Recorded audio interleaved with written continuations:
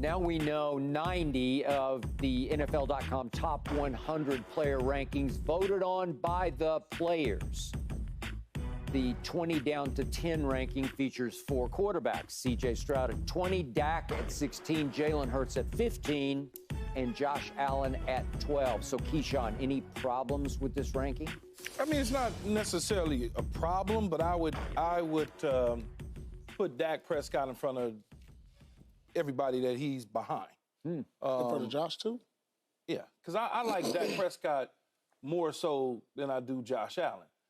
One is Dak Prescott kind of gets pushed down because he hadn't advanced the Cowboys and he plays for the Cowboys, so they push him down. He's second last year in MVP voting for whatever that is worth. But when you look at it, Josh Allen, wasn't his fault that he lost to Patrick Mahomes, but he lost. He's gone further in the playoffs, even though I think their playoff records is pretty similar.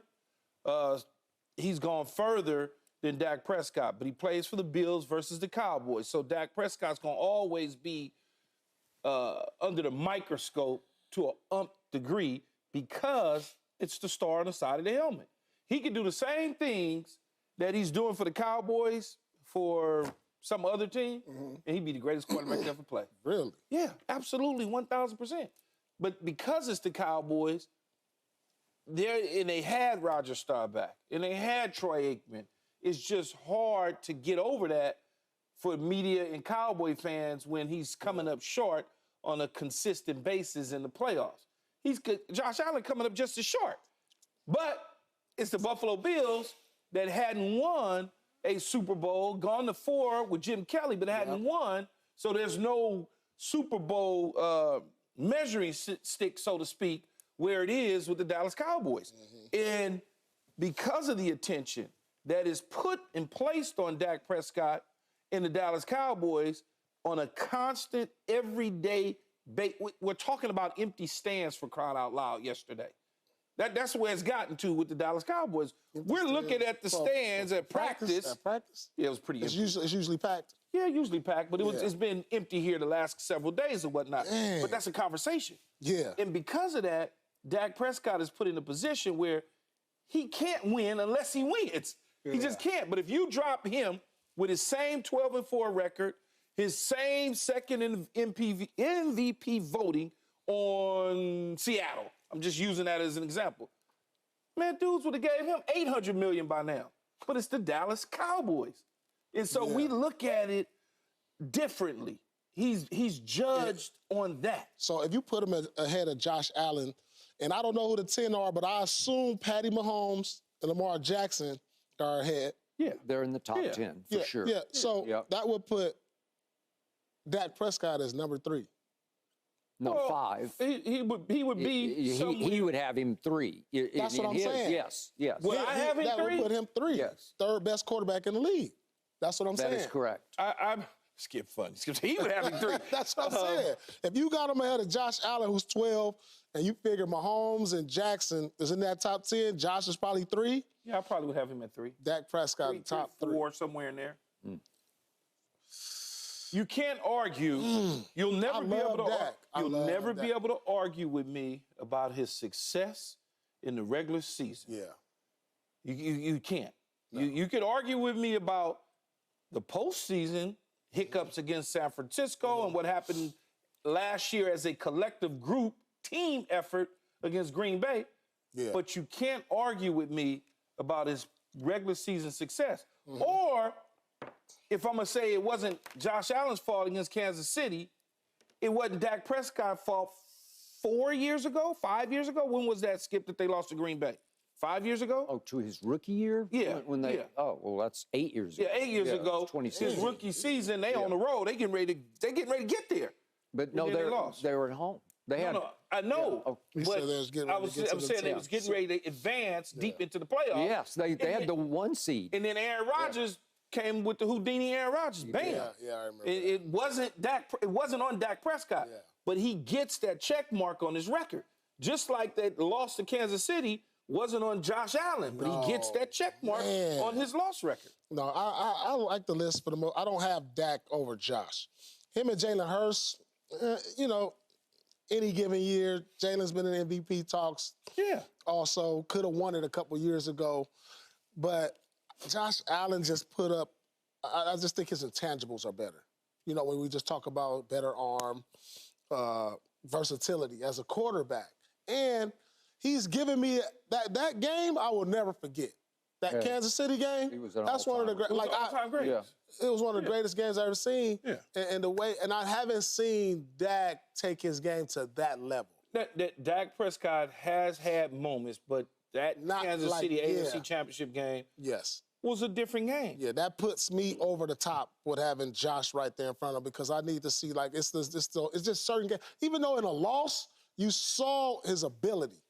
And you saw what he was capable of, and we haven't seen Dak do something like that in his career in the playoffs to where he gave his team an actual chance. Like, you know what I'm saying?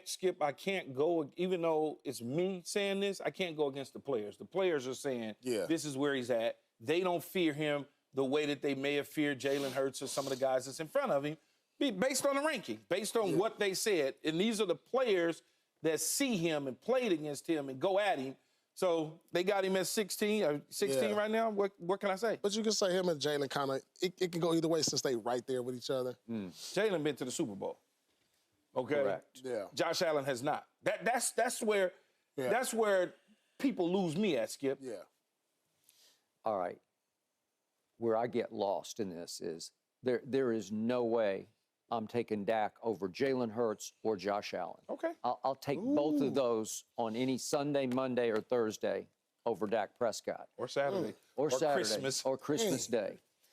Jalen Hurts did lift that team to the Super Bowl, and I thought he had an MVP caliber year. Remember, he got hurt at the end. He would have won. He would have won MVP if He lifted him into a Super Bowl in which he threw for 304 yards, and he ran for 3 touchdowns in that game and threw for another one. So just in total yards that he created, he was 374 to Mahomes' 226. That's arm and legs yards.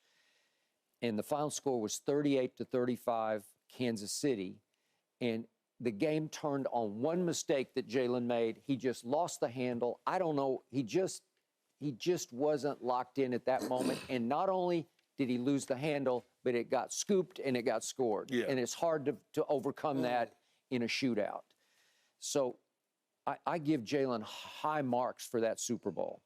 And then it brings me back to Josh Allen. And I know he has been the ultimate turnover machine in regular seasons, But think about this. While Dak is 2-5 in the postseason, Josh Allen is 5-5 in the postseason. And think about the 5 losses. He's lost 3 times to Mahomes and once to Joe Burrow. And the other game he lost was when Deshaun was Deshaun for the Texans back in 2019 and Josh was still just a baby. He lost at Texans 22-19. And that's when Deshaun is flying highest. It's pre all the issues and there was no shame in that loss at Houston. So those are his 5 losses. So I'm looking at how he played against Mahomes. In those 3 games against Patrick Mahomes, Josh Allen threw 7 touchdowns to only 1 interception and lost no fumbles. In all 3 of those games, including that classic shootout, 42-36 in overtime in the AFC Championship game. And Josh did get his team to the AFC Championship game. Yeah. And I'm looking at how many yards he ran for in those games. These are the 3 Mahomes games that Josh is on the ground. 7 for 88, 11 for 68, 12 for 72. These are big yardage games where he can move. And sometimes he tries to run over linebackers, and sometimes it gets crazy, and he gets high risk, kind of low reward. But the point is, he can run it, and he can just throw the hell out of it because I'm not sure anybody has a bigger arm than he does. And he certainly has. Yeah, he's certainly got a hose. Yeah, he's got a hose. and it's obviously a bigger arm than Dak does. Dak in his first couple of years could move around pretty well. He doesn't move around, doesn't try to move around that much anymore. So I'm looking at 10 playoff games for Josh Allen. He's 21 touchdowns to 4 interceptions with only 2 lost fumbles in 10 games. Well, that's outstanding, man. That's like big time numbers. It's just the problem is he ran into the 2 best quarterbacks in pro football 3 times Mahomes, and once Joe Burrow went up to Buffalo and just threw a party up there because That's what Joe does a lot of times on the road. So it's hard to argue. You can argue again. It's obviously, or weirdly, ironically, the flip of Dak, because Dak is sensational in the regular season and not so great when it really matters. And with Josh, he can be awful in the regular season and turn it over like crazy. And then come postseason, he's really good. He's just been in the wrong place at the wrong time, because if he played 10 playoff games and not run into Mahomes 3 times, he might have 8 wins. Well, you can say that about anybody, though, yeah, right? But I mean, really, you're running into the best. And when you say for Dak and the Cowboys, if they did not run into the San Francisco 49ers multiple times, maybe they would advance somewhere, but San Francisco's a better football team all the way around than the Dallas Cowboys. So you can say it both ways. The reason I look at Dak Prescott, to me, as for my taste buds, is that he's always playing with less help than other people. And what I mean by that, CeeDee Lamb just emerged last year because they decided to move him around and do different things. He was always a solid player. Yep. But he took his game up to the next level. He did. Because Mike McCarthy and company decided we can't win by keeping him over there as a cardboard cutout. We got to move him around a little bit. Then early in Dak's career, the running game was all Zeke. And then it started to fade. They thought Tony Pollard would be able to be the guy. He played okay, coming off an injury, nothing special like Zeke did early. That's why they let him walk out the building. Tight end wise, Ferguson got better, but in the end, there was no Jason Witten to be found. So it's kind of like he's always been playing, needing some help. Where in Josh Allen's situation, they had a lights-out defense that was balling. Stephon Diggs was balling. Gabe Davis was balling. Like, he just had more. In all honesty, he probably had a better coach than Jason Garrett in terms of Sean McDermott. I think you would say you'd rather have Sean McDermott than Jason Garrett. So you start to look at a little bit of that. And then Josh Allen, every season, at the start of the season, he's the poster child for the MVP. Yeah. He's the guy. Man, he can't even get a vote. Yeah. He can't get a vote. Yeah. So I'm looking at that and I'm saying, okay, but I understand where you're coming from, Skip. If you put Josh Allen on the Cowboys, what would they be? If you put Dak Prescott on Buffalo, what would that be? You probably feel better with him on the Cowboys than Dak Prescott because of the postseason success that he's had. It will happen for Dak at some point in time, and if it doesn't, then you got me. Okay. Then you got me. You always say I'm a prisoner of when Dallas plays against Buffalo, and Josh has played Dak twice and outplayed him twice head-to-head in regular season games, last year at Buffalo, once on Thanksgiving at Jerry World. But the point is, I think he's actually, he gets underrated because he gets overhyped. He gets overhyped before the year starts, and then he doesn't live up in the regular season. He's a turnover machine. Get rid of him. Get him out of here. And then in the postseason, man, even against Mahomes this last year up at Buffalo, I thought he played really well in that game, and they just couldn't get home because Mahomes finally got untracked with Kelsey, and they went on to win the Super Bowl. So the other thing, you both being ex-star players, this is voted on by the players. Yeah, that's why I say I can't argue. I understand. The players like it. Okay, but this is what just drives me out of my mind. It's still a quarterback's world. It's a quarterback's game, and I'm looking at Joe Burrow just because he didn't play the whole year, I guess. He's ranked 39th on the list. Well, help me out. Like, okay, so we have that second 10. It's topped off by Fred Warner, who's a really good player for the San Francisco 49ers. But you ain't taking Fred Warner over Joe Burrow. No. Is that what you're telling me? Over Joe Burrow? What general manager? So here's what I said about Dak Prescott, Skip. The players that vote in this is players. They don't. And it's like the defensive linemen, I think it's the defensive linemen and linebackers or whatever, they're the ones who vote for, like, the quarterbacks. It's not like the receivers are voting for the quarterback. Okay. It's like defensive guys voting for offensive guys, offensive guys voting for defensive guys. They don't fear Joe Burrow. I know it sounds crazy to you. You can't buy that concept. I cannot. And maybe some of that is because he missed the portion of last season. He didn't miss all of last season. I think he might have missed 5 or 6 games, a portion of last season, they don't fear him. I know it sounds crazy. That do sound crazy. It sounds crazy, but this is coming from the players. And this is what I said about Dak Prescott. If the players start to look at you a certain way, it's not that they don't fear you like that. They fear Patrick Mahomes and Lamar Jackson. They scared to death of those guys. I understand. But they're not afraid of Joe Burrow. We like Joe. Okay. But they see him every day. We don't. I would love to hear what Fred Warner said about a game that Joe Burrow played at San Francisco when he was still healthy in November, because it was the best quarterback game I saw the whole regular season. Nobody played better than Joe Burrow played at San Francisco. He picked Fred Warner's defense to pieces in ways Mahomes did not in the Super Bowl. I understand. All right. And you say you don't fear that? I don't know. Maybe it doesn't look sensational. Maybe it feels dink and dunkish or whatever. But he's just surgically shredding you. That's what he's doing. He's picking you to pieces. Joe Burrow has had spurts and moments in his career that go, oh, okay. But he's also had moments you be like, oh, my God. It's true. It's on film. You look at it, there's been games like, damn, he really good. Then there's been games like, yeah, I don't know about that. And that's what the players are seeing. That's what they're seeing, Skip. What's he done against Pat Mahomes? He beat him twice, maybe 3 times. I think 3 out of 4. Yeah, something like that. 3 out of 4. 3 out of 4. Yeah. I understand. I get that. But did he beat him or did the team beat him? There's a difference when you say he beat him. Okay. When you say Aaron Rodgers was at the height of his, he was the one beating you because he was throwing the ball. It wasn't nothing. Okay. I mean, like he was piercing that thing through a keyhole. Yeah, and yet the players ranked him 92 on this list. I mean, Yeah, he's just because better. You already said you still fear him, right? Oh my God, yeah. Okay, well, because he might turn on the switch at anything. Okay, he might. That's just like Tom Brady. Okay. Tom Brady was a dinosaur, but you feared it because he might just get under there on a 90-yard drive with 1:10 to go with no timeouts, down by 6. Yeah, and next thing you know, you go to the bathroom and come back, you say, what the hell just happened? What just happened?